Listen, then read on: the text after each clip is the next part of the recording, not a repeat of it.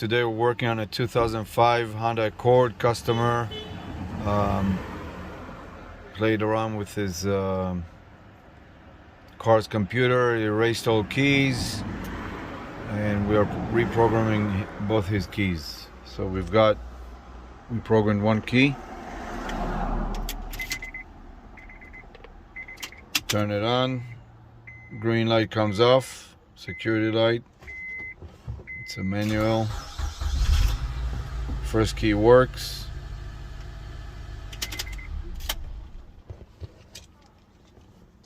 Second key with the remote functions, made them work. Again, the security light, the green one comes off. Car is on. Job completed. Thank you. Artemis Locksmith. Have a good day.